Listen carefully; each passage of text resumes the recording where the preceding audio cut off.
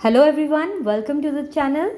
आज हम जिस टॉपिक के बारे में बात करेंगे वो है बहुत ही कॉमन डिसऑर्डर जिसे हम कहते हैं हाइपोथायरॉयडिज्म। बट आगे बढ़ने से पहले आपसे एक हम्बल रिक्वेस्ट है, चैनल को प्लीज़ सब्सक्राइब करें, लाइक करें, शेयर करें। और अगर किसी भी पर्टिकुलर डिजीज़ या मेडिकल कंडीशन के बारे में आप कोई जानकारी चाहते हैं तो प्लीज़ कमेंट करें, मैं डेफिनेटली उस पर वीडियो बनाऊंगी। आगे बढ़ते विद हाइपोथायरॉयडिज्म। अभी हाइपोथायरॉयडिज्म होता क्या है? हमारे गले में एक छोटी सी ग्रंथि यानी कि ग्लैंड होता है जिसे थायराइड कहते हैं। थायराइड अलग अलग टाइप के हार्मोन्स बनाता है और जब किसी भी वजह से उसकी ये हार्मोन बनाने की जो कैपेसिटी है वो कम हो जाती है, यानी थायराइड हार्मोन्स कम बनने लगते हैं हमारी बॉडी में, तो उस कंडीशन को हम बोलते हैं हाइपोथायरॉयडिज्म।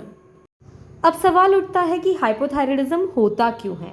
इसके वैसे तो कई कारण हैं, लेकिन अगर मुझे टॉप 3 बताने हैं तो मैं बोलूँगी कि सबसे इम्पॉर्टेंट रीज़न है स्ट्रेस।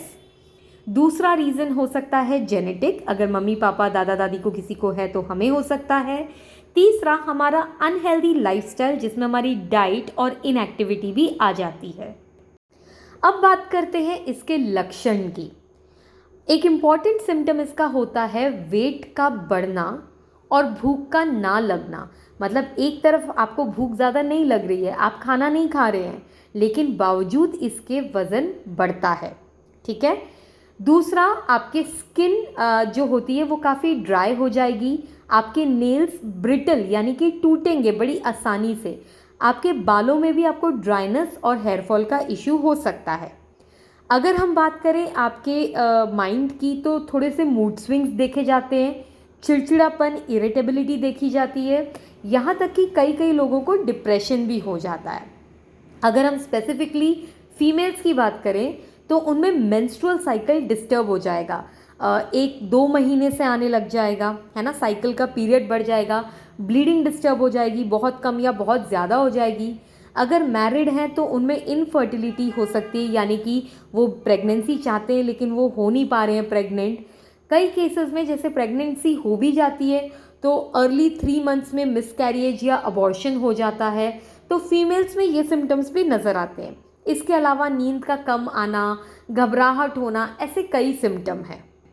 अगर आपको डाउट है कि आपको ऐसी थायराइड की प्रॉब्लम है तो आप एक सिंपल सा टेस्ट करा सकते हैं जिसे हम थायराइड प्रोफाइल कहते हैं। इसमें 3 हार्मोन्स का लेवल चेक होता है, T3, T4, TSH। आपको बहुत महंगा नहीं कराना है, तो पहले आप शुरुआत में सिर्फ अपना TSH लेवल चेक कर लें। अगर वो नॉर्मल रेंज से ज़्यादा है तो आप समझ सकते हैं कि आपको हाइपोथायरॉयडिज्म की प्रॉब्लम है और फिर आप अपने आसपास के कंसल्टेंट को दिखा सकते हैं।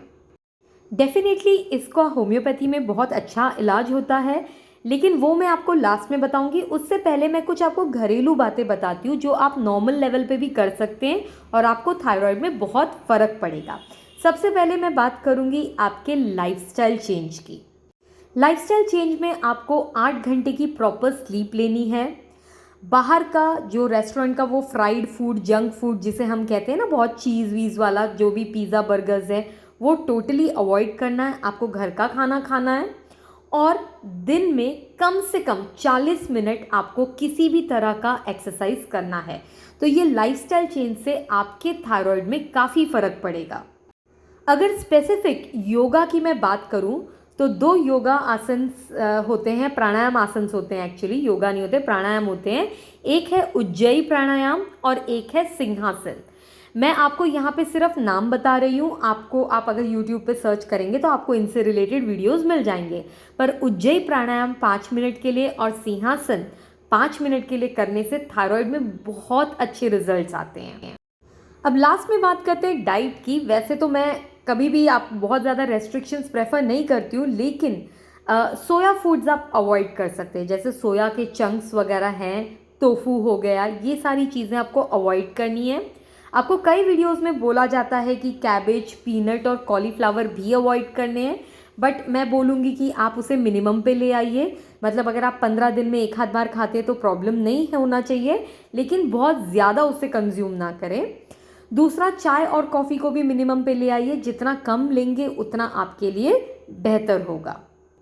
अगर और कुछ मैं एक बता सकती हूँ तो गले की मसाज, अखरोट के ऑयल से, वॉलनट के तेल से गले की मसाज और धनिए का पानी सुबह सुबह पीना भी थायराइड हाइपोथायरॉयडिज्म में काफ़ी इफ़ेक्टिव रहता है। ठीक है, अब मैं क्योंकि अब बात करती हूँ होम्योपैथी की, ऑब्वियसली होम्योपैथी में बहुत सारी मेडिसिन अवेलेबल हैं, पर आप सेल्फ मेडिकेशन ना करें, अपने आसपास के कंसल्टेंट को जाके मिलें, उनसे उनकी प्रिस्क्रिप्शन के अनुसार ही दवाई लें। लेकिन अगर मुझे कुछ मेडिसिन का नाम लेना ही है तो वो है थायरॉयडिनम, कैलकेरिया कार्ब और आयोडम। ये काफ़ी अच्छा काम करती हैं थायराइड में, और आपको ऐसा कुछ नहीं है कि ये उम्र भर चलती है, इनसे आपका थायराइड जड़ से ठीक हो जाता है। तो इससे अलावा अगर आपको कोई भी क्वेरीज है रिलेटेड टू थायराइड या कोई भी मेडिकल कंडीशन तो प्लीज़ कमेंट करें। Thank you so much for watching, see you in another video, thank you.